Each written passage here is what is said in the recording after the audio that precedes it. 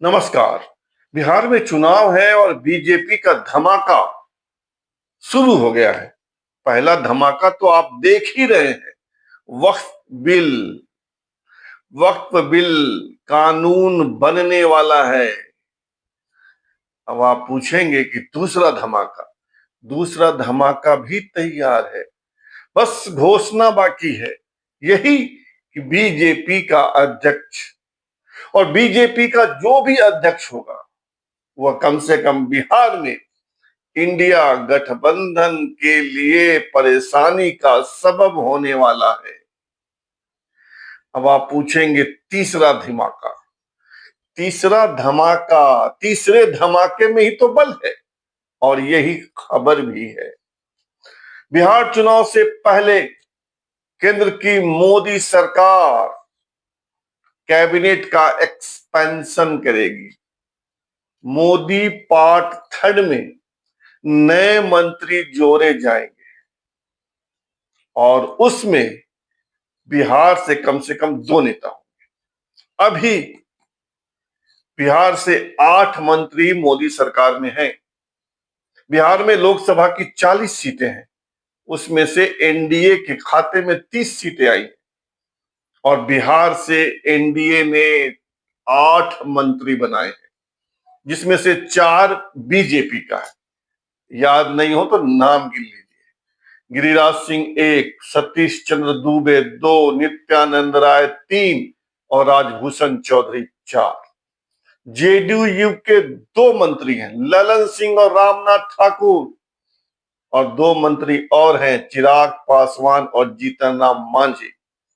यानी मोदी सरकार में 8 मंत्री बिहार से, और अब खबर है कि कम से कम 2 मंत्री और मोदी सरकार में शामिल होंगे, और शामिल इसलिए किए जाएंगे कि बिहार में चुनाव है।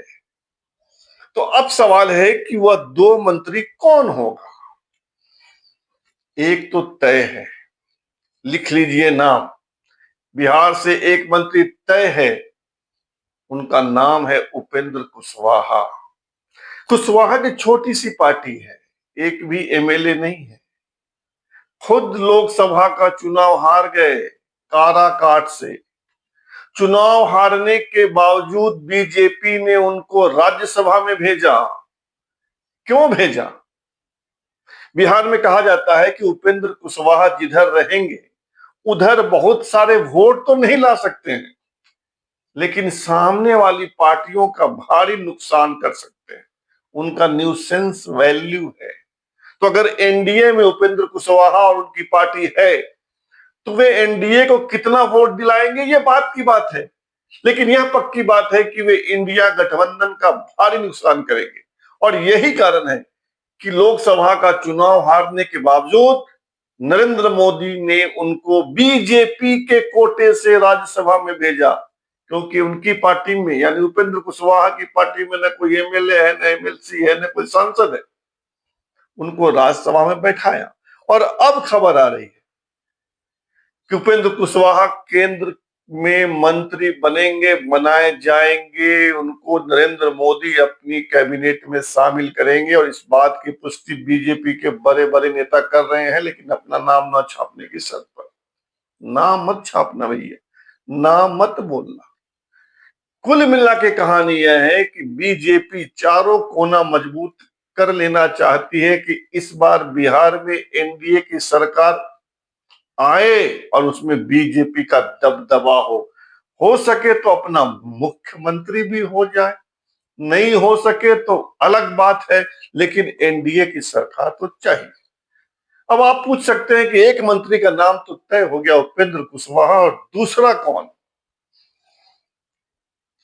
याद कीजिए, बिहार से अधिकतर मंत्रिमंडल में एक न एक राजपूत जाति का नेता होता ही है।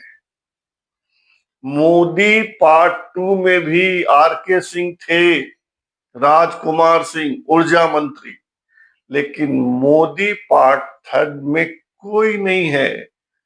और इस बात को लेकर बिहार के राजपूतों में भारी नाराजगी है।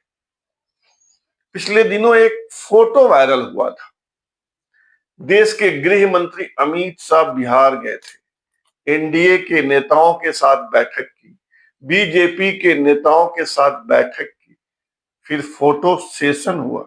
उस फोटो सेशन में 18 नेता हैं, लेकिन उसमें करनी सेना वाला एक भी नहीं है, यानी राजपूत जाति का एक भी नेता नहीं है। इस बात को लेकर भी मरमरिंग है, दिक्कत है कि बीजेपी लगातार इस जाति को, इस समाज को छांट रही है। पहले तो टिकट कम दिया, ऊपर से केंद्र में मंत्री भी कम बना है। इस बार सिर्फ 3 राजपूत नेता मोदी सरकार में मंत्री हैं, सिर्फ 3।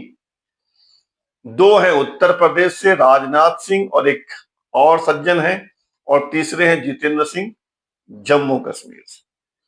इस बात को लेकर भी दिक्कत है, और ऐसे में हो सकता है कि ये लोग छिटक कर आरजेडी की ओर चले जाए, इसलिए उनको संतुष्ट करना है। तो एक मंत्री इस समाज का भी हो सकता है, गारंटी नहीं है पर हो सकता है। अब वो कौन होगा? सिगरीवाल होंगे, जनार्दन सिंह सिगरीवाल, राजीव प्रताप सिंह रूडी होंगे, या कोई और होगा? इसके लिए इंतजार करना पड़ेगा। तो यह है बीजेपी का 3 धमाका। फिलहाल इतना ही, और आपसे आग्रह है कि आप इस चैनल को सब्सक्राइब कीजिए, ज्वाइन कीजिए, लाइक शेयर और कमेंट कीजिए। शुभ रात्रि, सब खैर।